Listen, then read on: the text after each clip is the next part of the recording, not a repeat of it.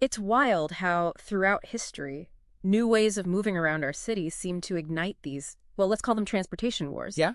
We're about to plunge into a fascinating whole battle to see what it can teach us about these recurring conflicts. Exactly. Today, we're taking a deep dive into the Winnipeg Taxi War, early to mid-20th century. Right.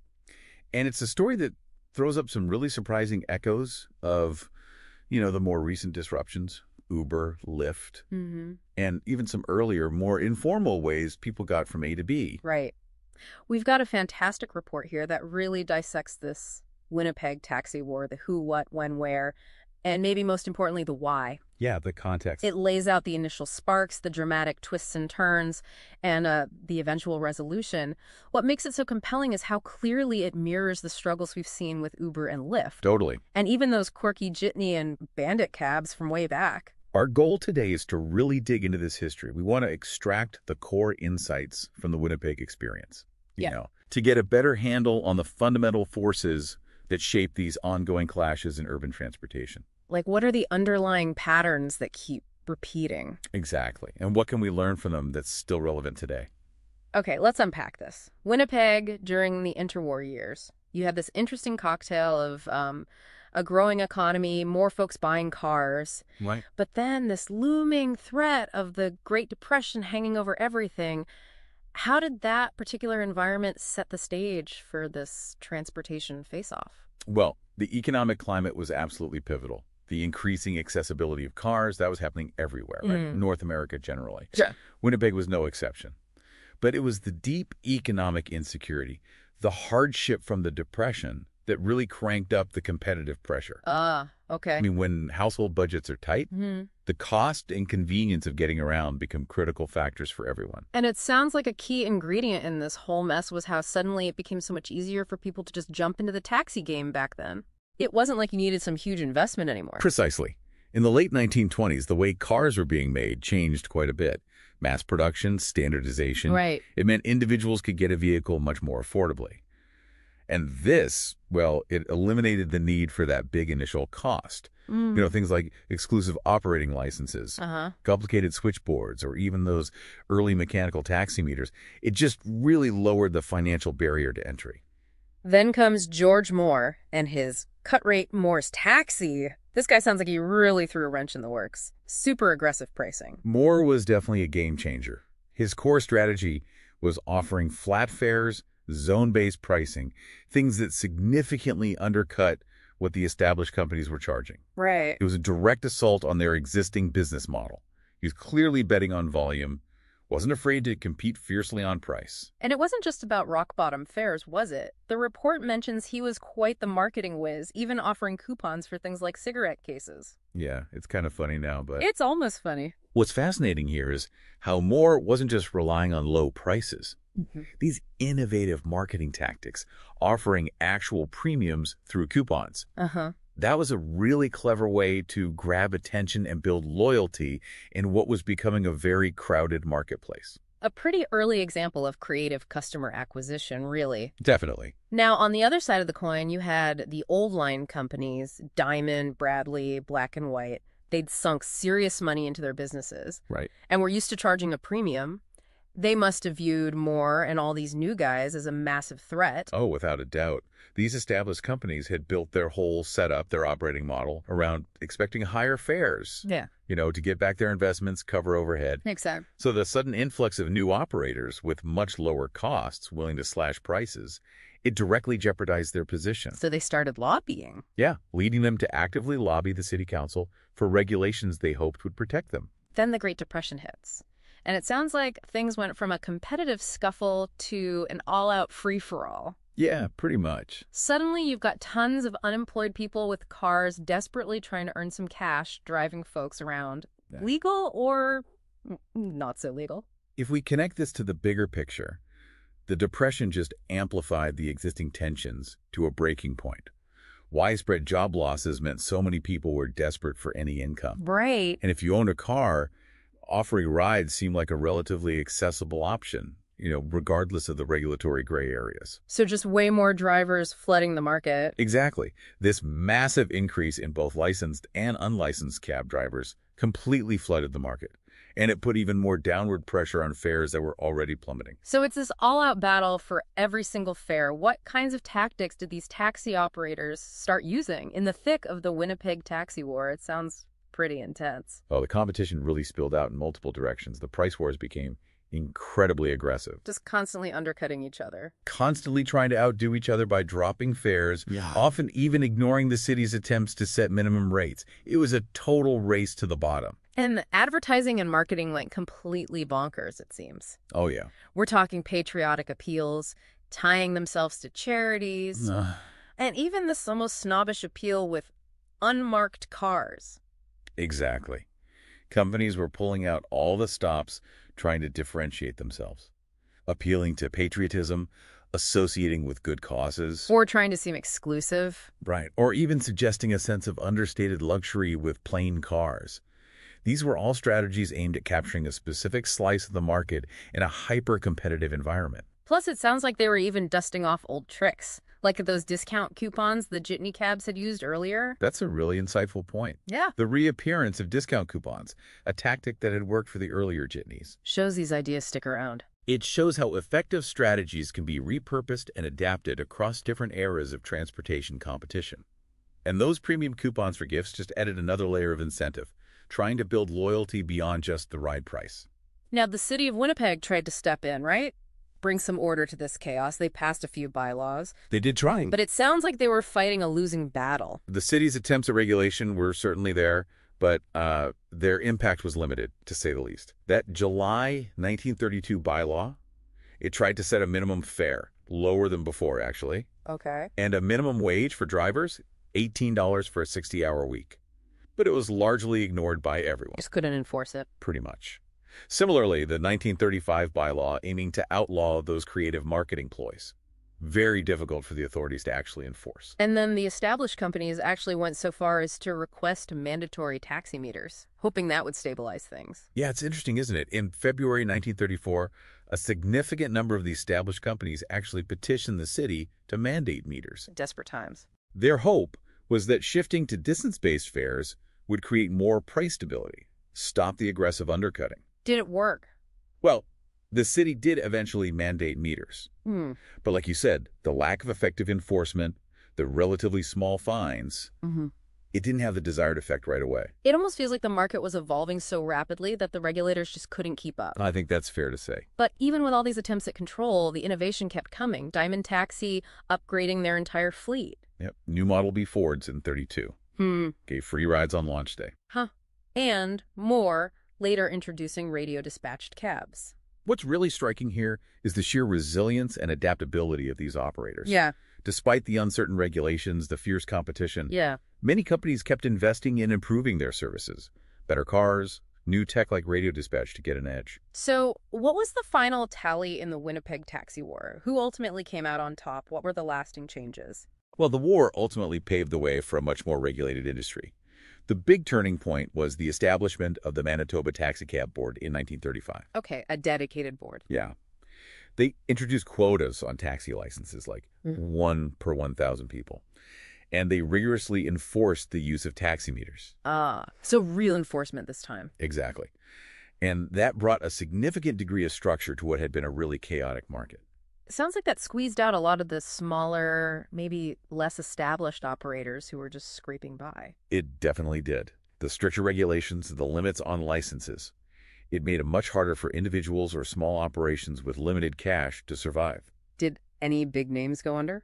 We even saw some long-standing companies, like Diamond Taxi, ultimately go out of business during this period, 1934, I think. Wow. But it's fascinating that the report points out how the number of listed taxi companies actually increased later on. That's a really key insight, yeah. Suggests that this more stable environment, even with stricter rules, actually attracted new players, people who could meet the regulations. Exactly. While the initial chaos caused some casualties, the more predictable, structured framework that eventually emerged created a more sustainable environment. Made it a viable business again. Made taxi ownership a more viable proposition for new entrants who had the resources and capacity to comply with the rules. And the thing that really brought an end to what they called the Great Taxi War wasn't some brilliant regulation, but World War II. Yeah, almost ironic, isn't it? How so? The wartime measures from the federal government. strict limits on taxi licenses, gas rationing, restrictions on long trips. Okay, supply constraints. Right. But that was coupled with a significant increase in economic activity, which dramatically boosted ridership. So fewer cabs, more riders. Exactly. Suddenly, profitability returned to the industry, and that intense cutthroat price competition just largely disappeared. Okay, so let's fast forward several decades, and we see this whole dynamic playing out all over again. Uber and Lyft hitting the scene, early 2010s. Yep. The parallels to the Winnipeg taxi war seem almost uncanny. The echoes of history are definitely hard to ignore. Uber and Lyft emerged as this major disruptive force, very much like George Moore's discount service did in Winnipeg. Yeah. Their innovative business models, smartphone apps, independent contractors using their own cars significantly lowered the barriers to entry again. Just like cheaper cars did back then. Exactly, mirroring the impact of more affordable cars in the earlier era. And just like in Winnipeg, they quickly gained huge popularity by offering lower fares, perceived convenience. Yeah. Really shaking up the established taxi industry. Precisely. By frequently undercutting traditional taxi fares and providing that more user-friendly on-demand service through the apps, Well, the apps were key. they rapidly attracted a large customer base, especially in cities where traditional taxis were maybe seen as inconvenient, unreliable, or just too expensive. Which predictably led to a lot of intense conflict with the existing taxi companies, Oh, yeah? who loudly protest about unfair competition, saying Uber and Lyft weren't subject to the same rules. The accusations of unfair competition were central from the very beginning. Taxi companies argued Uber and Lyft had this huge cost advantage by operating outside the existing regulations. Avoiding costs for licenses, insurance, inspections. Exactly, all those things. It led to numerous protests, taxi driver strikes, a barrage of legal challenges trying to level the playing field. And the real sticking point, both then and now it seems, is this classification of drivers. Independent contractors versus employees. Absolutely. That independent contractor model adopted by Uber and Lyft has been a major source of ongoing debate, legal battles. Huge implications for labor costs, worker protections. Right. It lets these companies operate with significantly lower labor costs compared to traditional taxi firms that usually have employees with benefits and protections. This fundamental difference has profoundly impacted the industry's economics and driver livelihoods. Plus, you had those familiar safety concerns being raised again. Questions about background checks, insurance coverage, mirroring arguments used against jitneys and bandit cabs way back when. Totally. Concerns about passenger safety. How thorough are the background checks? Is the insurance adequate if there's an accident? Yeah. What about vehicle safety standards? All voiced by the taxi industry and regulators. Frequently voiced as these new ride-sharing services popped up. So what's been the regulatory response this time around? It feels like cities and states have been constantly playing catch-up, adapting laws. It's been a real back and forth. The regulatory landscape for ride-sharing has been in constant flux, really. Evolution and adaptation. Many cities, states, they've introduced new laws, amended old ones, Trying to figure it out. trying to address the unique characteristics of these app-based services. The central debate often boils down to, how closely should ride-sharing be regulated compared to taxis? Balancing innovation and choice versus safety and fair labor. Exactly that balance, Yeah. weighing the benefits against the concerns. Now, before all the Uber and Lyft drama, there were these earlier, more informal ways of getting around the jitney and bandit cabs. Right. It sounds like they were grappling with some of the very same issues way back in the early 20th century. It's like history is rhyming. That's a great way to put it. Jitney cabs, which popped up around, 1914, 1915? Yeah. And bandit cabs represented earlier waves of informal transport. They sprang up to fill gaps in the existing networks. What were jitneys like? Jitneys, with their 5-cent fares, that's where the name comes from. Jitney was slang for a nickel and flexible routes along corridors. They were basically a hybrid, part taxi, part bus. Okay.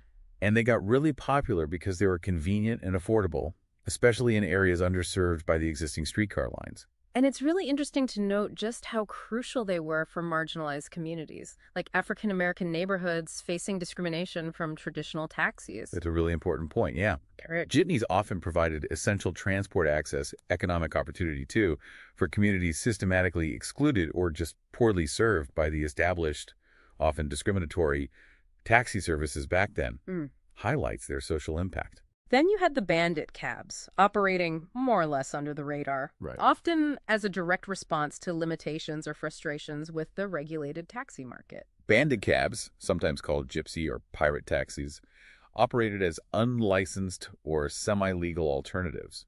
They often emerged because maybe there weren't enough official licenses or people complained about high fares or lack of service in certain areas. And just like with Uber and Lyft, these earlier forms faced huge pushback from the established players.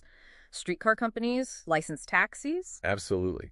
The established providers, especially streetcar companies and licensed taxis, saw jitneys as a direct threat, siphoning off passengers and revenue. So they lobbied hard. Led to intense lobbying for regulations to curb the jitney craze, as they called it.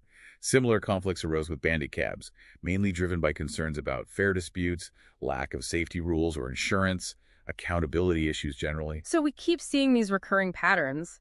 New, often cheaper, more convenient options emerge. Yeah. They inevitably disrupt the status quo. And then the established players and the regulators scramble to figure out how to respond. It's like a predictable cycle. Precisely. The history of urban transport is punctuated by these recurring cycles. Tech innovation leads to market disruption, which then requires some kind of regulatory response. Winnipeg, jitneys, ride-sharing. Exactly.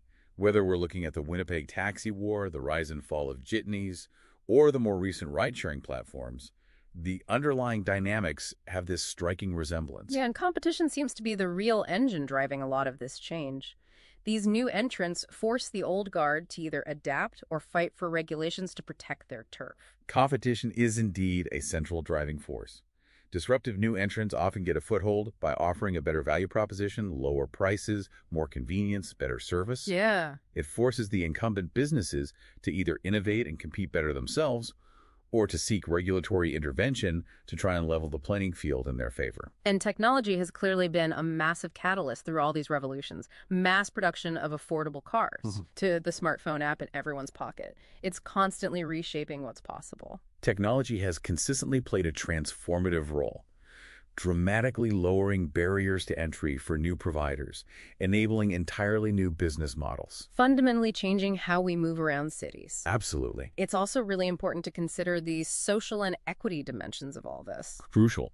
These new transport models often end up serving different communities in different ways. Raises questions about access, affordability, fairness. Social and equity considerations are absolutely vital. Different transport options have widely varying impacts on different people, affecting access to jobs, services, affordability. And like we saw with the jitneys, even addressing historical discrimination. Exactly.